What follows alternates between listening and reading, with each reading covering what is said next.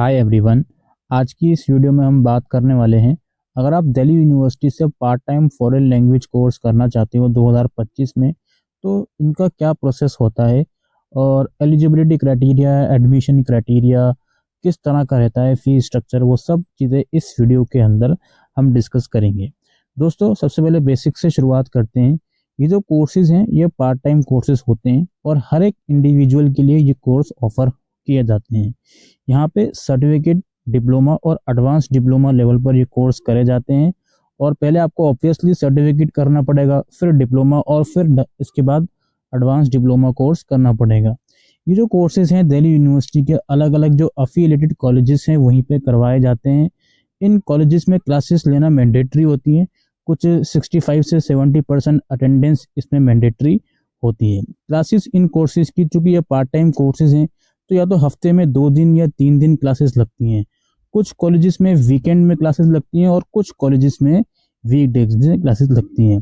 अगर कॉलेजेस की बात करें तो यहाँ पे हमने एक लिस्ट तैयार करी है, जैसे हंसराज हो गया, रामजस हो गया, मिरांडा हाउस हो गया, क्रोरीमल हो गया, दौलत राम हो गया, भारती कॉलेज हो गया, ANDC हो गया।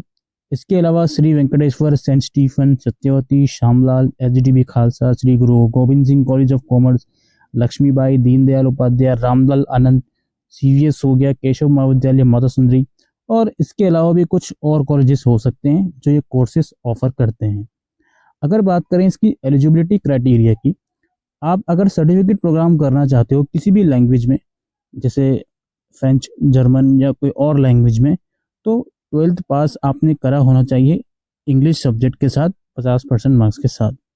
कुछ कॉलेजेस हैं जो स्पेसिफिक परसेंटेज की रिक्वायरमेंट नहीं रखते और ना ही ये रिक्वायरमेंट रखते हैं कि आपके 12th में इंग्लिश होनी चाहिए, लेकिन जो जनरल क्राइटेरिया है वो एटलीस्ट यही है, 12वीं क्लास आपने इंग्लिश सब्जेक्ट के साथ कम से कम 50% मार्क्स के साथ कंप्लीट करी होनी चाहिए।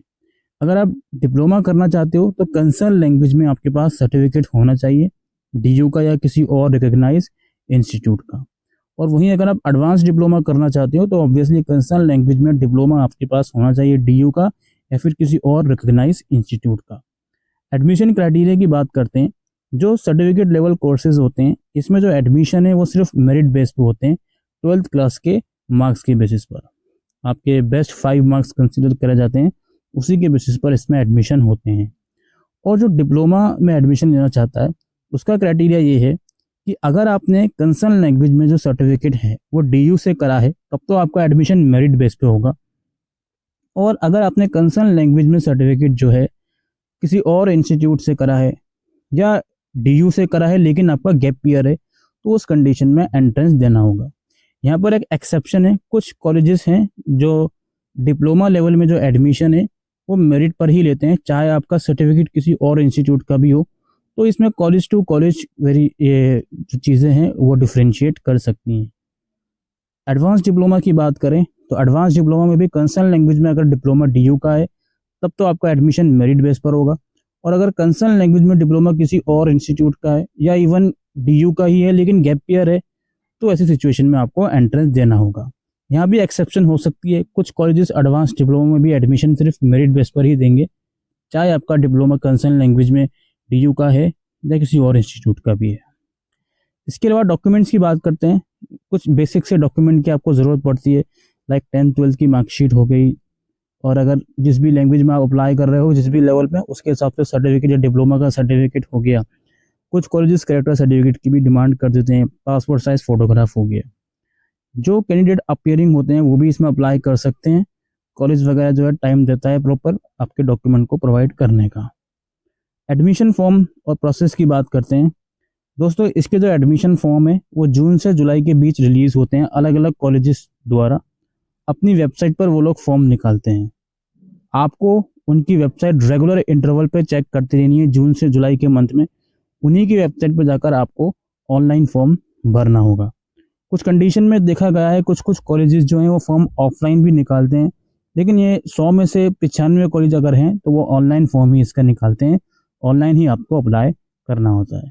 ठीक है, तो आपसे रिक्वेस्ट है, जो भी इंपॉर्टेंट डेट्स होती हैं जो कॉलेज की वेबसाइट पर निकलती हैं, कट ऑफ डेट्स, अगर कोई एंट्रेंस के लिए एप्लीकेबल है तो उसकी डेट्स, तो वो सब चीज़ें आपको वेबसाइट पर ही देखने को मिलेंगी। तो जून से जुलाई के मंथ में आपको अलग अलग कॉलेजेस की वेबसाइट चेक करनी पड़ेगी। हम भी आपको वीडियोस के थ्रू इन्फॉर्म करते रहेंगे जैसे जैसे फॉर्म अलग अलग कॉलेजेस के निकलते रहेंगे। और लास्टली जब तक फीस की बात है, एवरेज फीस जो है वो 13 से 18,000 रुपये होगी किसी भी लैंग्वेज की। ये मैं एवरेज फीस बता रहा हूँ, फीस इससे थोड़ी सी ज़्यादा या थोड़ी सी कम भी हो सकती है, लेकिन ऑन एन एवरेज इसी रेंज के आसपास आपको फीस देखने को मिलेगी। ये सारे ही कोर्स, चाहे सर्टिफिकेट हो, डिप्लोमा हो या एडवांस डिप्लोमा हो, ये सब कोर्स 1 साल के रहने वाले हैं। और इन फीस के अलावा जो एप्लीकेशन फॉर्म भरवाए जाते हैं, ऑब्वियसली पहले फॉर्म भरवाए जाएंगे, फिर कट ऑफ वगैरह निकलेगी, तो एप्लीकेशन फॉर्म की जो फीस होती है वो भी अलग से चार्ज करी जाती है। कुछ कुछ कॉलेजेस में वो फीस 100 रुपये की हो सकती है, कुछ कुछ कॉलेजेस में 50 रुपये की फीस हो सकती है, इवन कुछ कुछ कॉलेजेस में 200 या 250 रुपये तक की भी फीस हो सकती है एप्लीकेशन फॉर्म की। ठीक है, तो यही दोस्तों प्रोसेस रहने वाला है दिल्ली यूनिवर्सिटी में फॉरेन लैंग्वेज कोर्सेज का। जैसे जैसे फॉर्म निकलते जाएंगे हम आपको इन्फॉर्म करते जाएंगे। अगर आप फर्स्ट टाइम चैनल पर आए हो तो सब्सक्राइब ज़रूर से कीजिए। Thank you.